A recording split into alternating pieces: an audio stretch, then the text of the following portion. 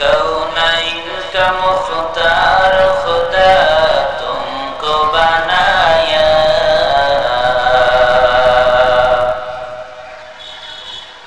कौनैन का मुख्तार खुदा तुमको बनाया, उम्मत की निगाहबान खुदा तुमको बनाया, उम्मत के निगाहबान खुदा तुमको बनाया। या रब मेरे आँखों में समा जाए मदीना, या रब मेरे आँखों में समा जाए मदीना, मुद्दत से मेरा दिल में तमन्नाए मदीना, मुद्दत से मेरा दिल में तमन्नाए मदीना। तलवार बकट हो के निकल मैदाने असीर, तलवार बकट हो के निकल मैदाने असीर, दुश्मन के मुकाबिल तू लगा नारे तकबीर, दुश्मन के मुकाबिल तू लगा नारे तकबीर। अल्हम्दुलिल्लाह, তারবিয়াতুল উম্মাহ হিফজ মাদ্রাসা রংপুর শাখার উদ্যোগে আয়োজিত বার্ষিক তাফসীরুল কোরআন মাহফিলের সম্মানিত শ্রদ্ধাভাজন সভাপতি সাহেব, প্রধান অতিথি ও বিশেষ অতিথিবৃন্দ, দিগার উলামা ইকরাম, সামনে বসা মুরব্বিয়ানে আজম, সমবয়সী আমার যুবক ভাইরা, পর্দার অন্তরালে অবস্থানরত পর্দানিশী মা ও বোনেরা, দরবারে আল্লাহ তাআলার দরবারে লাখো কোটি শুকর যে আল্লাহ তাআলা কোরআনের মজমায়ে জান্নাতের বাগানে উলামা হযরতের সোহবতে আপনাকে আমাকে আসার ও বসার তৌফিক দিয়েছেন। আমরা জবান খুলে সেই মালিকের দরবারে কালিমাতুশ শুকর আদায় করে বলছি আলহামদুলিল্লাহ। আরো জোরে বলুন আলহামদুলিল্লাহ।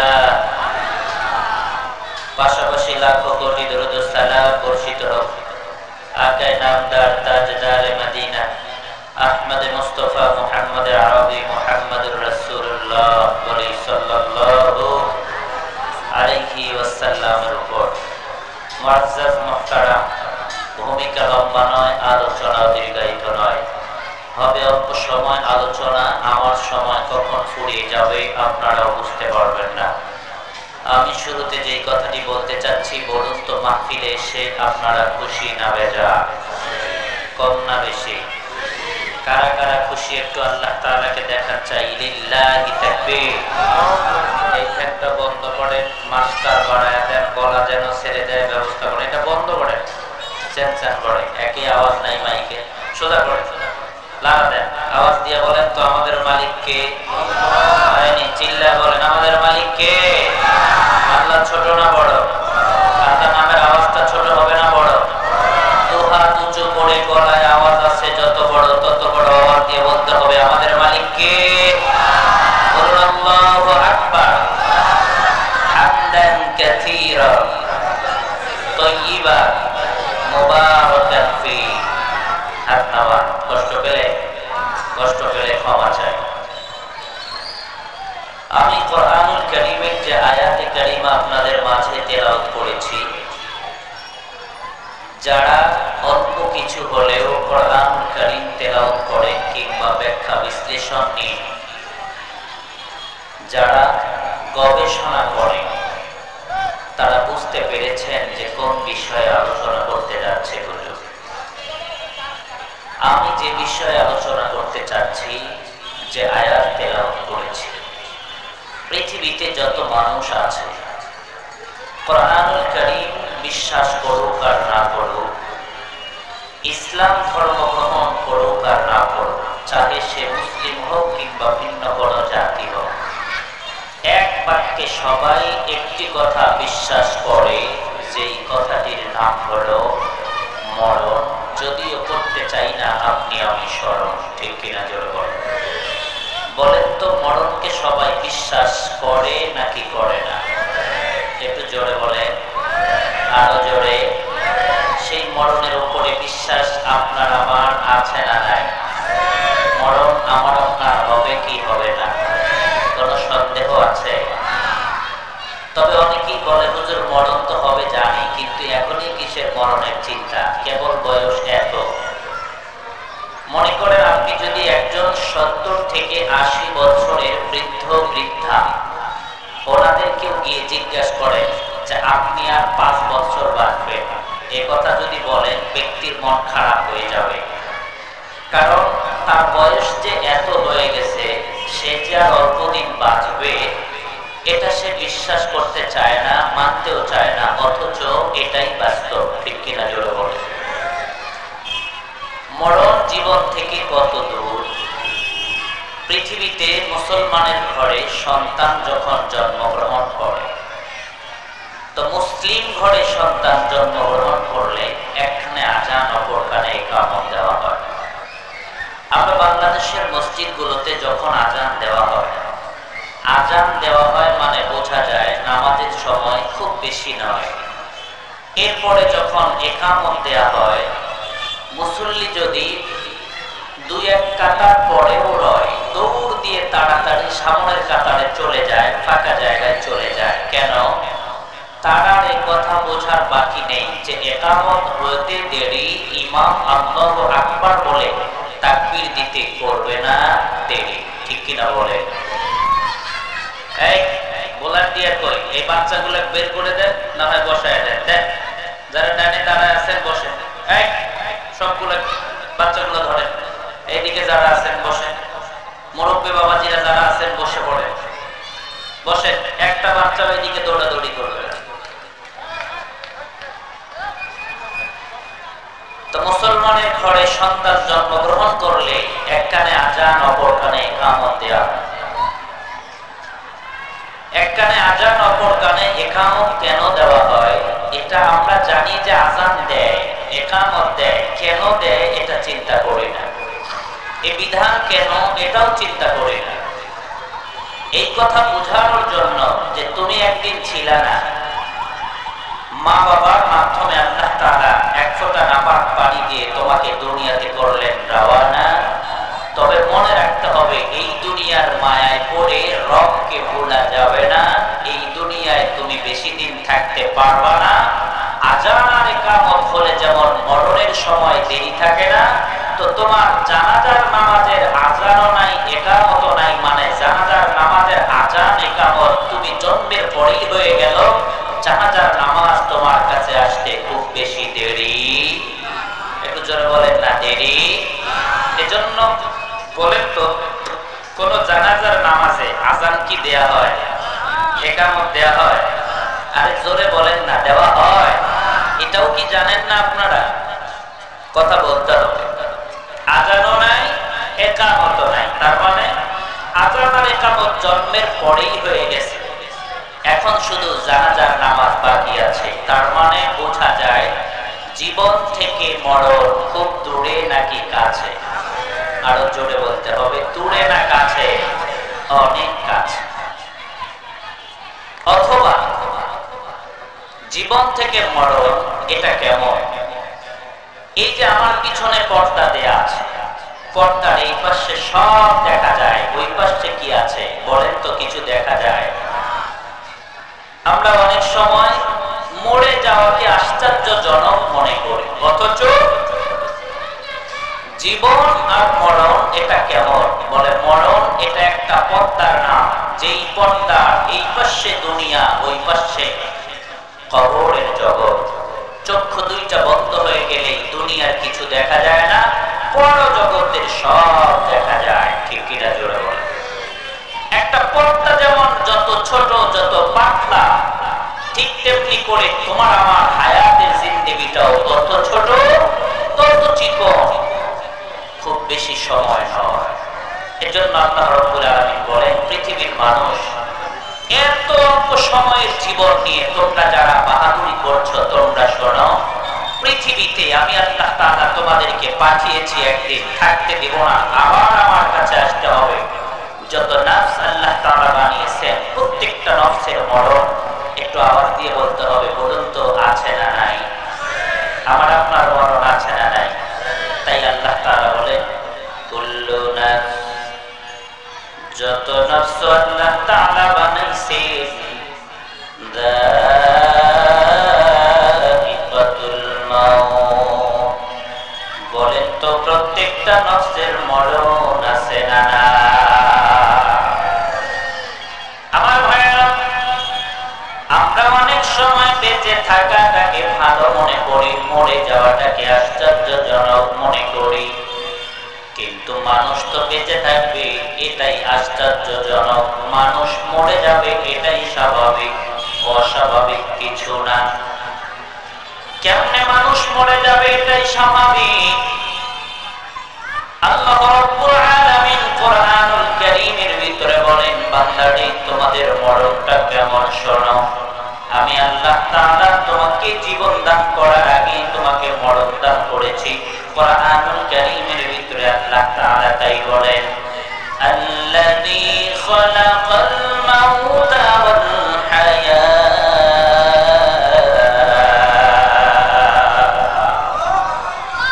আল্লাহ রাব্বুল আলামিন বলেন, রব তো তিনি, আল্লাহ বলেন তিনি আল্লাযী খালাকাল মাউতা, আগে একজন মানুষকে মরণ দান করেছেন যিনি, এরপরে বলেন ওয়াল হায়াত, জীবন দান করেছেন যিনি। অথচ আমরা দুনিয়াতে দেখি মানুষ আগে জন্মগ্রহণ করে এরপরে মরে, কিন্তু আল্লাহ বলে না না, মানুষ আগে মরে তারপরে জীবন পায়, ঠিক কিনা? কেন আল্লাহ তাআলা আগে মরণের কথা বলে? ও পৃথিবীর মানুষ শোনো, আমরা মুসলমান, আমাদের প্রথম পিতা আদম পয়গম্বর, প্রথম মাতা হাওয়া আলাইহিস সালাতু ওয়াস সালাম, আমাদের বাবা আমাদের মা তারা ছিল জান্নাতের ভিতরে, বলেন ঠিক কিনা? যে কোনো কারণে আল্লাহ তাদেরকে পাঠিয়েছে দুনিয়াতে, তবে দুনিয়ায় বেশি দিন থাকা যাবে না, আবার আমরা ফিরে যাব জান্নাত, আমাদের আসল ঠিকানা, ঠিক কিনা? আমার ভাইরা, আমরা দুনিয়াতে ছিলাম না, ছিলাম জান্নাতে, জান্নাত আমাদের আসল ঘর। এজন্য জান্নাত আমাদের বাপ দাদার ভিটা। এই দুনিয়াতে সন্তান যত বড় ডাক্তার, মাস্টার, ইঞ্জিনিয়ার হোক না কেন, সন্তান যদি বাবার বাড়ির সম্পত্তি পায়, ওই সম্পদকে সন্তান কখনো ছেড়ে দেয় না, গ্রহণ করে। কেন? এটা আমার বাবার সম্পদ, এটা আমার দাদার সম্পদ। যত বড় টাকাওয়ালাই হোক না কেন, বাবার সম্পদকে স্মৃতি হিসাবে রেখে দেয়। যদিও বাবার গ্রামের বাড়িতে বছরে একদিনও শহরের মানুষ নাহি যায়, তারপরেও রেখে দেয়। কারণ কি? কারণ এটা বাবার সম্পদ, এটা দাদার সম্পদ, ছেড়ে দেওয়া যাবে না। ছেড়ে দিলে মানুষটাকে ভালো বলে না, জ্ঞানীও বলে না। ও পৃথিবীর মানুষ শোনো, আমরা মুসলমান, জান্নাত আমাদের আসল ঠিকানা, এই দুনিয়া আসল ঠিকানা না। এই দুনিয়াটা আমাদের হলো মুসাফিরখানা। তাই তো নবীজি সাল্লাল্লাহু আলাইহি ওয়াসাল্লাম হাদিসের ভিতরে জানায় দেয়, ক্বালা নবী সাল্লাল্লাহু আলাইহি ওয়াসাল্লাম, আদ-দুনিয়া সিজনুল মুমিন ওয়া জান্নাতুল কাফির। নবীজি বলে, দুনিয়ার মুমিনেরা শোনো, এই দুনিয়া তোমাদের জন্য জেলখানা, এই জন্য তোমাদের দুনিয়াটা জেলখানা। আর যারা বেঈমান তাদের জন্য দুনিয়াটা হলো জান্নাত। দুনিয়ার জেলখানার ভিতরে মন চাইলেই ঘুমানো যায় না, মন চাইলেই দুনিয়ার জেলখানায় খাবার খাওয়া যায় না, মন চাইলেই হালাল বিবির কাছেও যাওয়া যায় না। কারণ জেলখানার রুটিন মেনে চলতে হয়, নয়তো জেলখানাতেও থাকা যায় না। জোরে বলেন ঠিক কিনা? তাই তো যারা মুমিন এই দুনিয়ায় চাইলেও ফজরের আযান হলে আর ঘুমের বিছানায় থাকতে পারে না।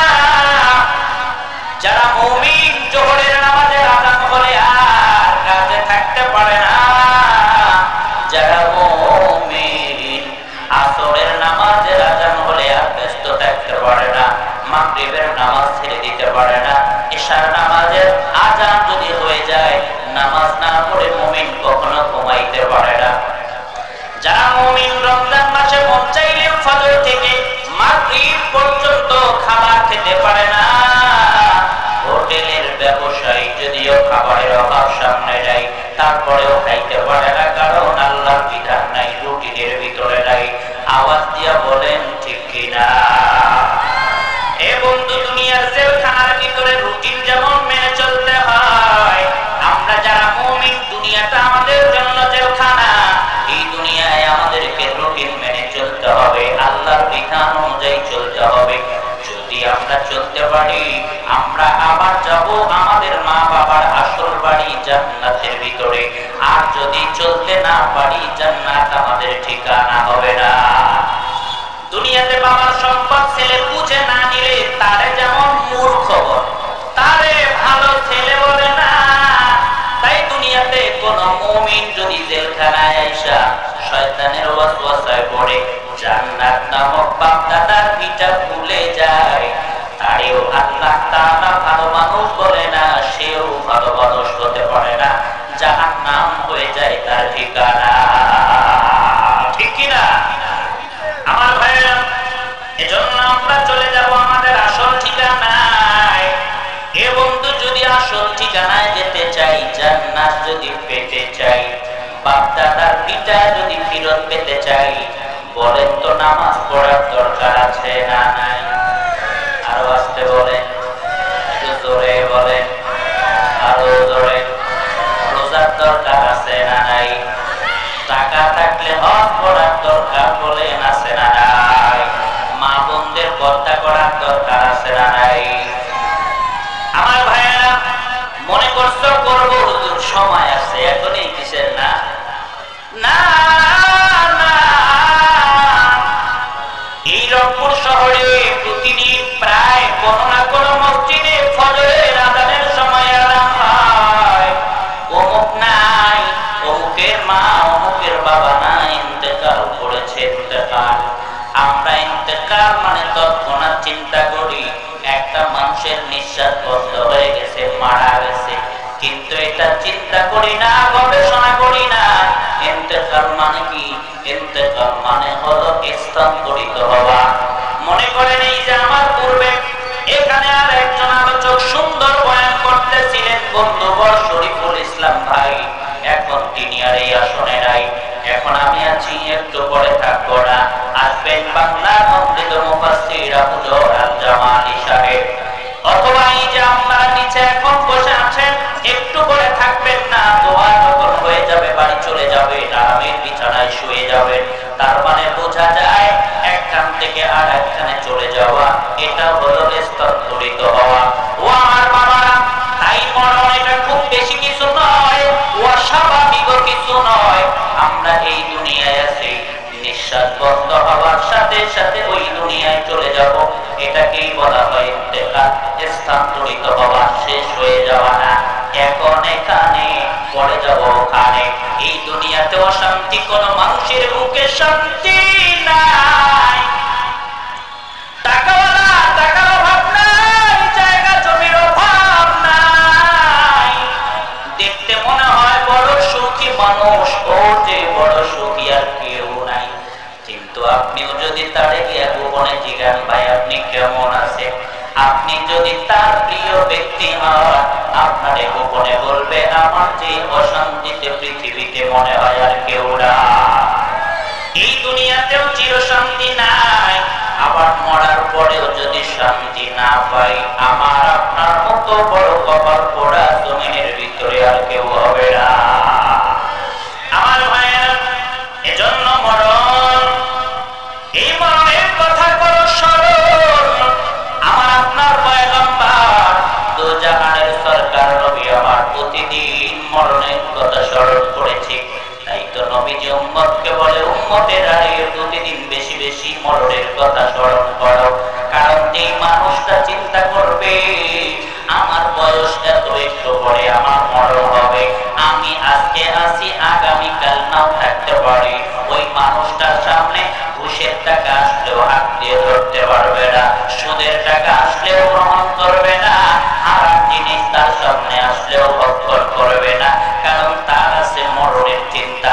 আর যেই মানুষের কাছে মরণের চিন্তা নাই, ও হারাম বুঝবে না, হারাম বুঝবে না, হালাল বুঝবে না, জায়েজ বুঝবে না, না জায়েজ বুঝবে না, আল্লাহ বুঝবে না, শয়তানের রাস্তা বুঝবে না।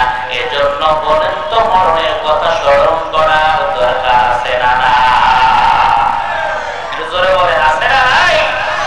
এজন্য রব্বুল আলামিন বলেন, ও পৃথিবীর মানুষ শোনো, আল্লাযী খলাকাল মাউতা ওয়াল হায়াত, রব তো তিনি, মরণ আগে সৃষ্টি করলেন যিনি, এরপরে হায়াত দান করলেন যিনি। এরপরেও যদি না বুঝেন, বুঝার জন্য বলি বাবা শোনো, আমরা বাংলাদেশের মানুষ, আমরা যখন ভিন্ন দেশের ভিতরে যাই, ভিন্ন দেশে যাওয়ার সময় রিটার্ন টিকিটটা পাসপোর্টের সাথে নিয়ে যেতে হয়, ভিসার সাথে লাগাই যেতে হয়। কেন? কেন? আপনি যদি ওই দেশে যান, ওই দেশের প্রশাসন যদি আপনারে ধরে, আপনি বাংলাদেশের মানুষ, আমার সৌদিতে কেন আসলে, আপনি তখন রিটার্ন টিকিটটা দেখায় দিয়ে বলবেন, শোনো আমি বাংলাদেশের নাগরিক, বাংলাদেশে আবার ফিরে যাব, সৌদি আরবে আসলাম হজ্জে বাইতুল্লাহ করার জন্য, আমি চিরদিন থাকবো না, ফিরে যাব বাংলা আমার আসল ঠিকানা। ঠিক কিনা? অথবা বিভিন্ন দেশে যদি কোনো ব্যবসার খাতিরে যান, যাওয়ার সময় রিটার্ন টিকিট নিয়ে যেতে হয়, কারণ ওই দেশের ভিতরে রিটার্ন টিকিট প্রমাণ করে আপনি ওই দেশে থাকবেন না, আবার বাংলাদেশের ভিতরে চলে যাবেন। রব্বুল আলামিন তাই বলে, উম্মতেরা রে, তোমরা দুনিয়াতে বেশি দিন থাকতে পারবা না, কারণ জান্নাত তোমাদের আসল ঠিকানা। এই যে রিটার্ন টিকিট দিয়ে দিলাম, দুনিয়াতে যাইয়া বাহাদুরি করবা না, আবার আল্লাহর কাছে ফিরে যাইতে হবে। বলেন ঠিক কিনা? আমার ভাইরা, এজন্য আমার অনেকেই বলে, হুজুর যাইতে হবে জানি, কিন্তু এখনই কেন, অনেক সময় আছে, কেবল বয়স 25, আরো কতদিন বাঁচবো? কেউ বলে 100 বছর বাঁচবো, অথচ 99 বছর বয়সেও যদি জিজ্ঞেস করে আপনার হায়াত আছে আর 1 বছর, আপনার লাথি মারবে, বলে কি রে আমি আর 1 বছর বাঁচবো, মানে ও মানতেই চায় না, অথচ বয়স 99 বছর হয়ে গেছে। আমার ভাইয়েরা মানতে চায় না। ছোট্ট ছোট্ট সন্তানদেরকে বলবে, বুড়ার বেটা আগে তুমি চিন্তা করো, এখনই আমার মরণ নয়, অথচ আমি বলি না না, আল্লাহর কোরআন বলে, বান্দা তুমি জানো না, অনেক বাবা আছে সন্তানের লাশ নিয়ে কবরে যায়, আবার অনেক সন্তান মা বাবার লাশ নিয়ে কবরে যায়। কোরআনুল কারীমের ভিতরে রব্বুল আলামিন সুন্দর করে সে কথাই জানায় দেয়, মরণ যার যখন হবে, আগেও হবে না, পরেও হবে না। রব্বুল আলামিন তাই বলেন, ফাইদা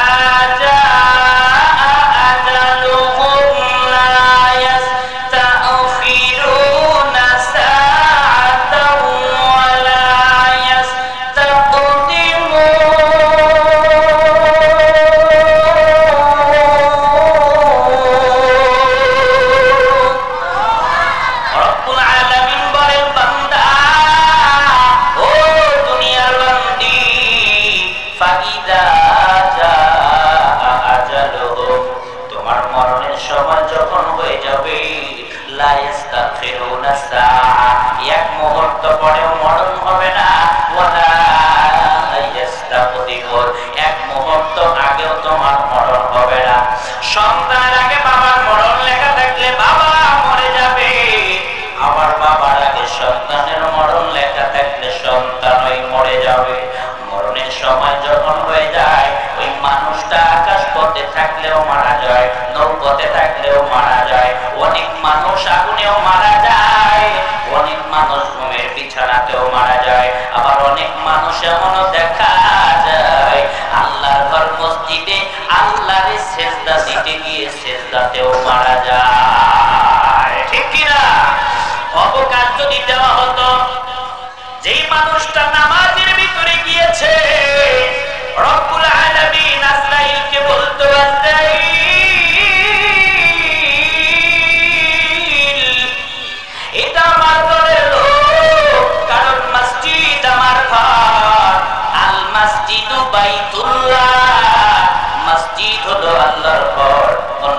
নামাজে গেছে, যে সেজদায় চলে গেছে, আল্লাহর কাজ করছে, অতি বড় মরণ এখন যেন না হয়, নামাজ আগে হোক। যদি অবকাশ দেওয়া হইতো রব্বুল আলামিন নামাজি ব্যক্তিকেই আগে অবকাশ দিত, ঠিক কিনা? কিন্তু আল্লাহর কোরআন বলে না, না, ফাইদা জাআজালুহুম লা ইস্তাগফিরুনা সাআতাও ওয়া লা ইস্তাকদিমুন। আগেও মরণ হবে না, পরেও মরণ হবে না। এজন্য অনেক সন্তান মা বাবার আগে মারা যায়, আবার অনেক সন্তান আমার মতো আপন মায়ের লাশ কাঁধে নিয়ে কবরে যায়। আমি আমার নিজ হাতে আমার মাকে কবরের ভিতরে দাফন করেছি রে আল্লাহর গোলাম। আজ গোটা বাংলার মানুষ আমার মা করে মুহাব্বত করে, আল্লাহর জন্য ভালোবাসে।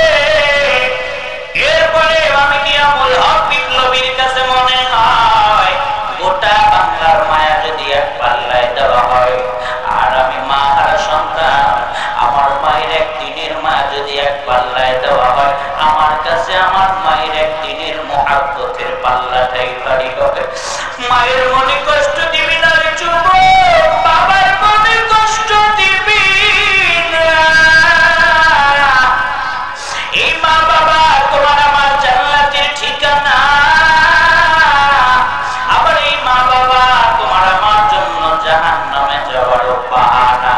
রব্বুল আলামিন কোরআনুল কারীমের ভিতরে সুন্দর করে জানায়া দেয়, ওয়া ক্বাদা রাব্বুকা আল্লা তা'বুদু ইল্লা ইয়্যাহু ওয়া বিল ওয়ালিদাইনি ইহসানা।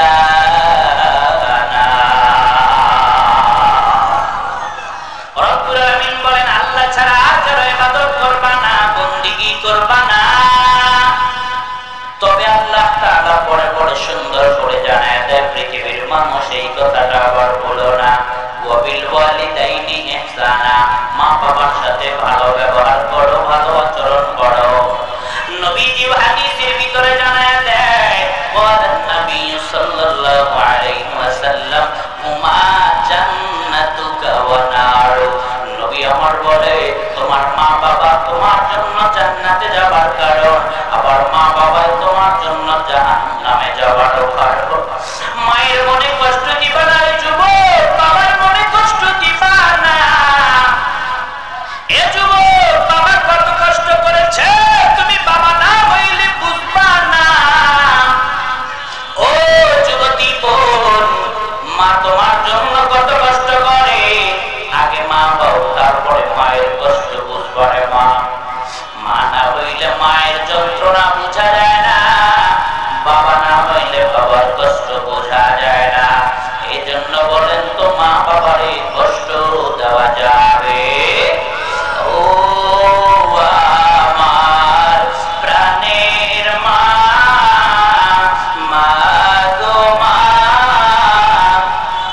কোথায় গেলে মোরে ছাড়িয়া, জনম দুঃখী এতিম আমি, চাই না কেহ ফিরিয়া। জীবনের মূল কষ্ট মায়ের, প্রসব বেদনা,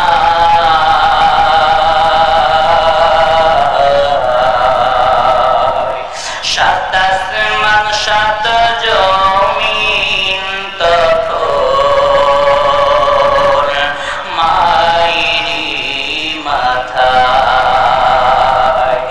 এমন মাকে কেমনে আছি, এমন মাকে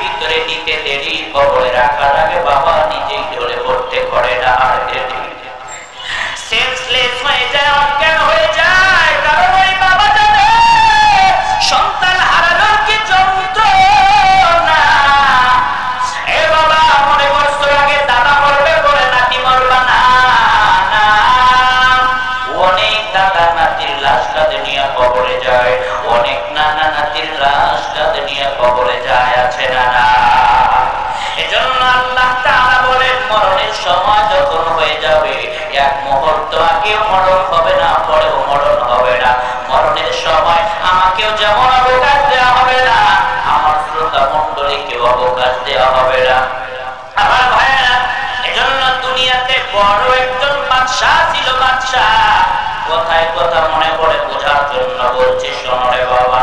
নাম ছিল তার সাদ্দাত। ছিল বেটা বড়ই নাফরমান, আল্লাহর সাথে বেয়াদবি করত। ওই সাদ্দাত বলে আমি আল্লাহ জান্নাতে ঢুকবো না। সাদ্দাতের জন্য নিজেই দুনিয়াতে জান্নাত বানাইছে, বলেন নাউযুবিল্লাহ।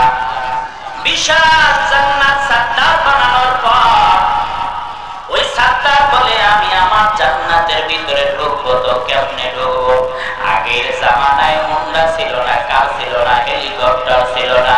আগের জামানায় সব থেকে বড় বাহনের নাম ছিল ঘোড়া, ঠিক কিনা? সাদ্দাত তাই একটা দামি ঘোড়া ক্রয় করছে, অনেক সুন্দর ঘোড়া। সুন্দর ঘোড়া দিবার পর সুন্দর করে ঘোড়াটায় সাজায়া সাদ্দাত তার বানানো জান্নাতের গেটের কাছে নিয়ে গেছে। নিয়ে যাওয়ার পরে এবার সাদ্দাত একটা পা তার ঘোড়া পিঠের উপরে দিয়েছে, আর এক পা এখনো জমিনের উপরে রেখে দিয়েছে। এমন সময় আজরাইল সাদ্দাতের সামনে চলে গেছে। যাওয়ার পরে বলে, সাদ্দাত কোথায় যাও? সাদ্দাত বলে, জান্নাত দেখতে চাই, জান্নাত।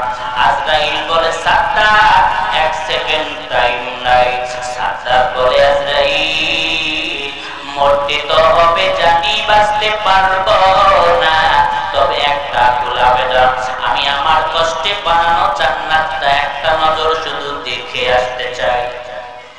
কিন্তু আজরাইল বলে, সাদ্দাত হবে না, কারণ জারি হয়ে গেছে তোমার মৃত্যুর পরোয়ানা। এ সাদ্দাত, জান্নাত দেখবা তো দূরের কথা, একটা পা ঘোড়ার উপরে আছে, উপরেই থাকবে, আর এক পা জমিনের ভিতরে আছে, জমিনেই থাকবে। জমিনের পাটা উঠাইতেও পারবা না, উপরের পাটা জমিনেও নামাইতে পারবা না। এমন সময় সাদ্দাত দুনিয়া থেকে হয় রওয়ানা। আল্লাহু আকবার। ও আমার ভাইরা, ও নওজোয়ান যুবক, ও পর্দার অন্তরালের মা, কত রক্তের গরম,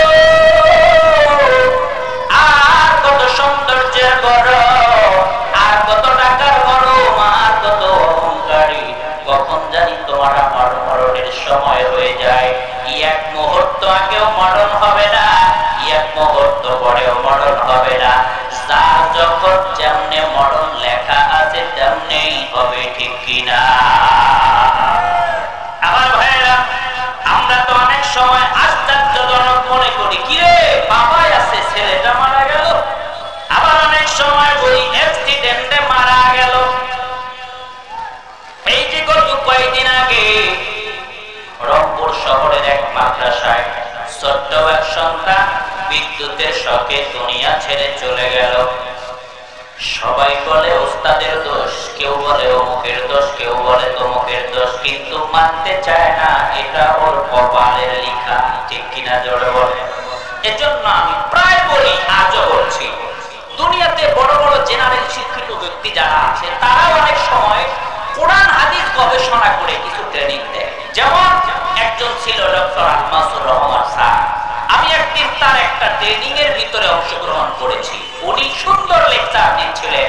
বিষয় ছিল থিঙ্ক পজিটিভ, মানুষ ভালো চিন্তা করো, অযথা চিন্তা করো না। উদাহরণ দিতে গিয়ে উনি বললেন যে দেখেন, একটা মানুষ অটোতে উঠলো, কিছু দূর যাওয়ার পরে ট্রাকের সাথে মুখোমুখি সংঘর্ষ হয়ে লোকটা মারা গেল। এখন স্ট্যান্ডের বাকি লোকগুলা বলতেছে, তুমি অটোতে উঠলা ঠিক আছে, তো সামনের অটোটাতে কেন গেলা? পরে সিরিয়ালের অটোটাতে যেতে পারলা না, গেলেই তো তোমার মরণ হইতো না। আবার আরেকজন এসে বলে, আচ্ছা অটোতে উঠছে উঠুক, তো ডান পাশে বসলো কেন? ও কি বামে বসতে পারলো না? মুখোমুখি সংঘর্ষ হলে তো ডানের মানুষটা আগে মারা যায়, বামেরটা মরে না। বামের মানুষটা তো বেঁচে আছে, তো তো বামে বসলেই মরতো না। এই ধরনের কথা বলে। তো বলে এই যে কেন কেন কেন, কিয়ামত পর্যন্ত যদি এই কেন কেন বলেন তো কেনর কোনো উত্তর পাওয়া যাবে বাবা? হয় নাই। আরো জোরে বলেন, আরো জোরে বলেন, পাওয়া যাবে? আর যদি বলতো ঠিক পজিটিভ, তো এগুলো অযথা চিন্তা বাদ দিয়ে ভালো চিন্তা করতো, যেটা এটা ওর নসিবেই ছিল, মরণ এই সময়ই লেখা ছিল, অটো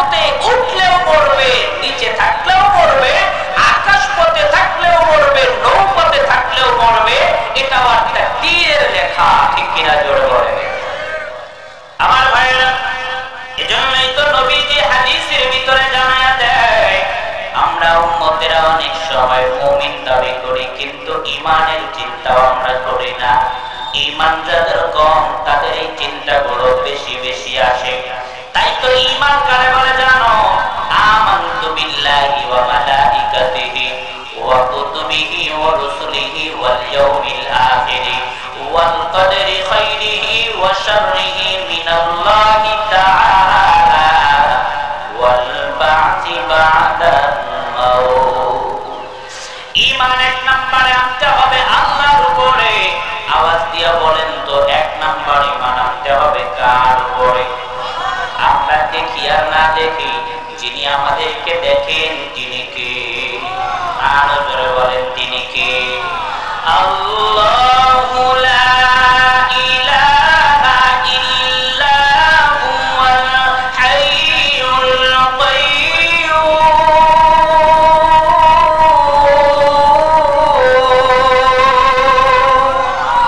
এই কালামে জিন্দা কুরআনে হাকীম হিকমতে উলা ইয়াসালাসতু কাদিম জামিউল ইলমি ফিল কুরআনে হাকীম তাকাসুরাত আনহু আফহামুর রিজালি কলিলুল উমরিনা ফি দারি দুনিয়া ওয়া মারজি'না ইলা বাইতিত তুরাবি। বলেন মারহাবা, আর জোরে বলেন মারহাবা। ঈমান আনতে হবে আল্লাহর উপরে, যে আল্লাহ ছাড়া আর কোনো ইলাহ নাই। আল্লাহর কোনো চাকর নাই, অমুক দল নাই, মহাজন নাই, কিছুই নাই। আল্লাহ একাই এক, ঠিক কিনা? জোরে বলে। সেই আল্লাহ কেমন আল্লাহ? দুনিয়ার নেতা যত বড়ই হোক, ঘুম আসে তন্দ্রা আসে। আল্লাহ বলেন আল্লাহ কেমন আল্লাহ? লা তাখুযুহু সিনাতুন ওয়ালা নাওম। এই আল্লাহর কোনো ঘুম নাই, সেই আল্লাহর কোনো তন্দ্রাও নাই, ঠিক কিনা? লম্বা কথা নয়, এক নাম্বার রবের উপরে ঈমান। আমানতু বিল্লাহ ওয়া মালাইকাতি, আল্লাহ তাআলার ফেরেশতাগণের উপরে ঈমান। ওয়া কুতুবিহি, আল্লাহ তাআলার কিতাবসমূহের উপরে ঈমান আনা। ওয়া রুসুলিহি, যত পয়গম্বর ছিল আদম পয়গম্বর থেকে শুরু করে আমাদের পয়গম্বর পর্যন্ত সমস্ত পয়গম্বরের উপরে ঈমান আনা। ওয়া রুসুলিহি ওয়াল ইয়াউমিল আখির, কিয়ামতের উপরে ঈমান আনতে হবে। এরপরে সুন্দর একটি কথা মানুষ শুনতো, ওয়াল কদরি খাইরিহি ওয়া শাররিহি মিনাল্লাহি তাআলা, ভালো মন্দ তাকদীরের উপরে ঈমান। তোমার আমার নসিবের ভিতরে যা আছে, ভালো হোক মন্দ হোক, আওয়াজ দিয়া বলতে হবে যিনি দেন তিনি কে? আরো জোরে বলেন, আরো জোরে বলেন। ভালো মন্দ তাকদীরে যিনি দেন তিনি কে? তিনি কে? আল্লাহ তাআলা। এজন্য যদি ভালো চিন্তা করতো যে ওর নসিবে এটাই ছিল, এটাই হলো, সেখান থেকেই শেষ। এজন্য তাকদীরের উপরে বিশ্বাস করা। আমার ভাইয়েরা, কষ্ট হয়, মন খারাপ হয়। আলহামদুলিল্লাহ ভাইরা জমে বসতেছে, আসতেছে, আসে। পিছনের ভাইদের বসার জায়গা করে দেন, ফাঁকা জায়গা পূরণ করে।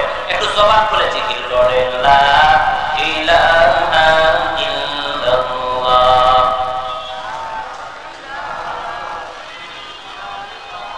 ফ্যানটা দেখতে দেওয়া যায় কিনা?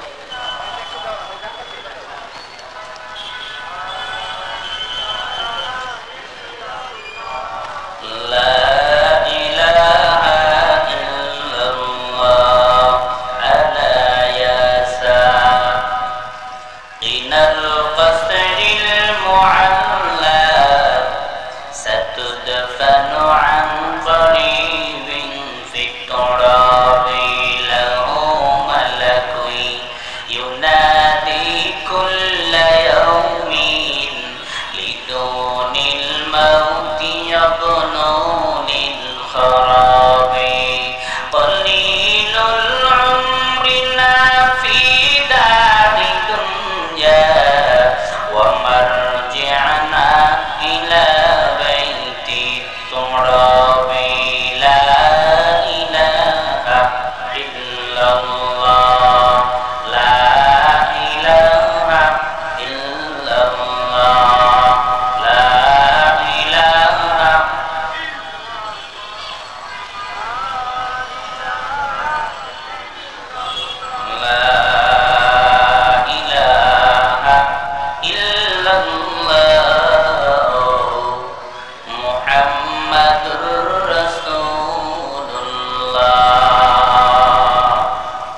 সাল্লাল্লাহু আলাইহি ওয়াসাল্লাম বলুন সাল্লাল্লাহু। আমার ভাইরা, এই যে বলতেছিলাম যার যখন যেভাবে মরণ লেখা আছে তখন সেখানেই মরণ হবে। বলেন তো মরণ থেকে পালায়া কেউ বাঁচতে পারবো? আরো জোরে বলেন। এজন্যই তো খুতবার ভিতরে যে আয়াত তেলাওয়াত করলাম, আল্লাহ রাব্বুল আলামিন সুন্দর করে জানায়া দেয়, আইনামা তাকুনু ইউদরিকুমুল মাউত। আল্লাহ তাআলা বলেন, মানুষ তোমরা যেদিকেই যাও, যেখানেই হও, ইউদরিকুমুল মাউত, আমার মরণ তোমার কাছে যাবেই যাবে বান্দা। ওয়ালাউ কুনতুম ফি বুরুজিম মুশাইয়াদা, বান্দা যদি তুমি দামি একটা ঘর বানাও, মজবুত করেও যদি ঘর বানাও, ওই মজবুত ঘরের ভিতরে আল্লাহর আজরাইল যাইতে পারবে না কিনা জোরে বলে। আমার ভাইরা, দামি ঘর বানাইলেও সেই ঘরে আল্লাহর আজরাইল চলে যায়। সংসার ভুবনে আল্লাহর আজরাইল যায়, দুনিয়ার জীর্ণ শীর্ণ ঘরে আল্লাহর আজরাইল যায়, বিল্ডিং বাড়িতে আল্লাহর আজরাইল যায়। বান্দা যদি সিন্ধুক বানিয়েও সিন্ধুকের ভিতরে ঢুকায়, বলেন সেখানে আজরাইল যায় না না যায়। এজন্য আল্লাহ বলেন, মরণ থেকে কোথায় পালাবা? মরণ থেকে যতই পালাও, মরণ তোমায় লইবে ঘিরি।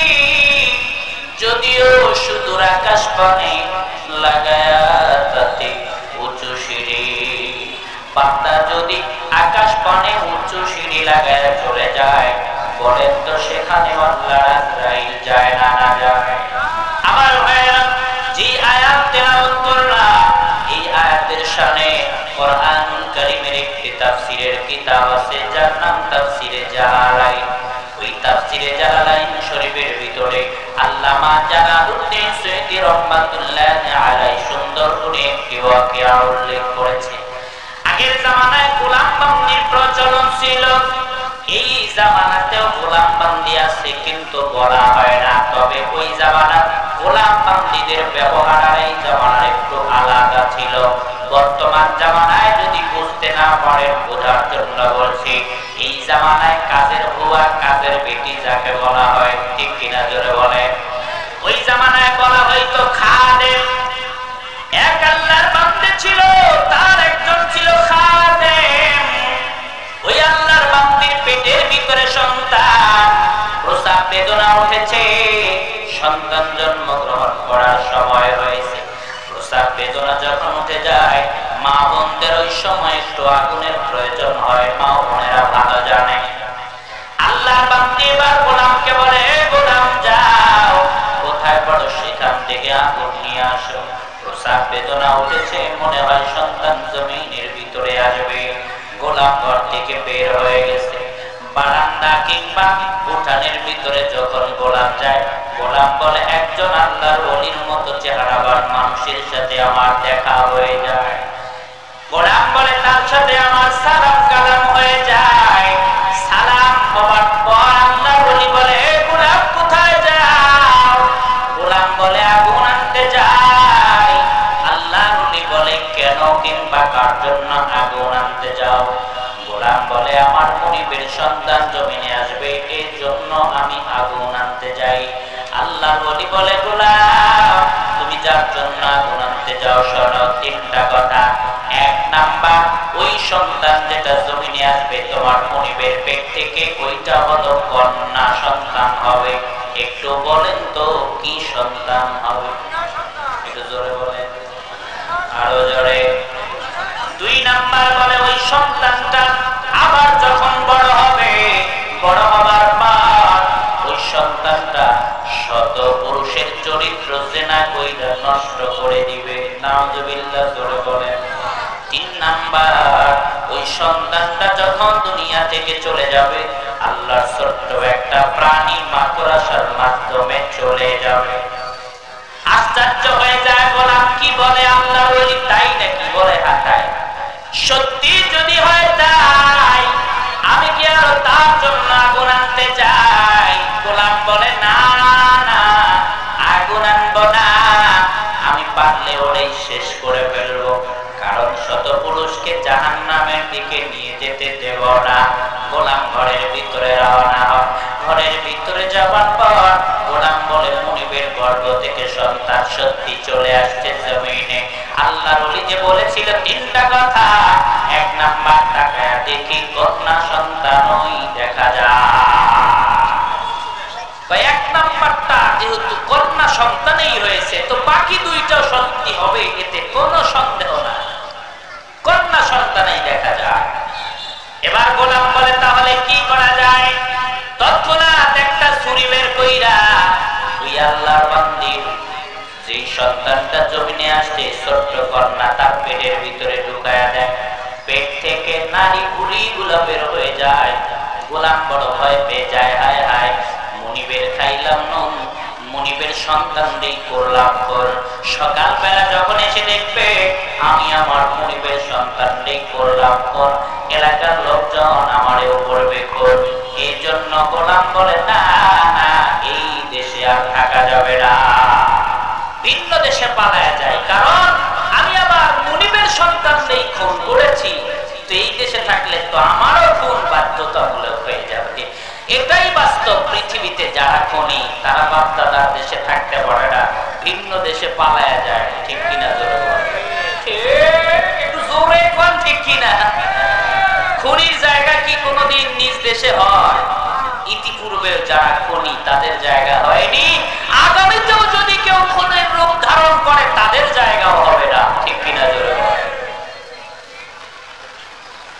তো ভিন্ন দেশে যাওয়ার পরে গোলাম থেকে গোলাম বাদশা হয়ে গেছে। বলেন তো ফকিরকে বাদশা বানানোর মালিক কি? আরো আসতে বলেন, সন্দেহ আছে?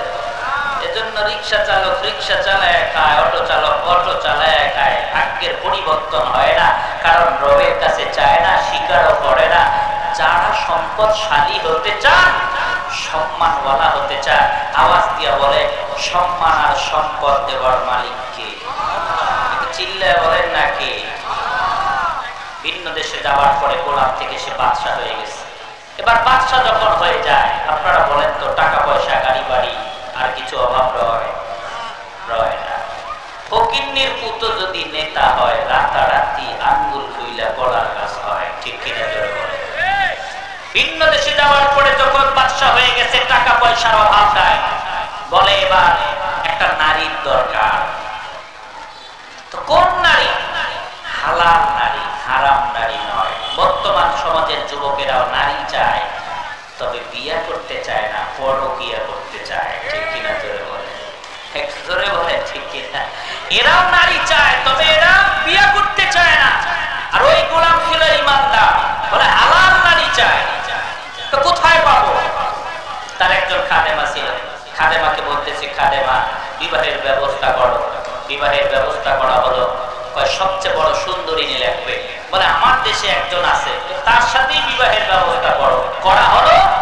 স্বামী স্ত্রী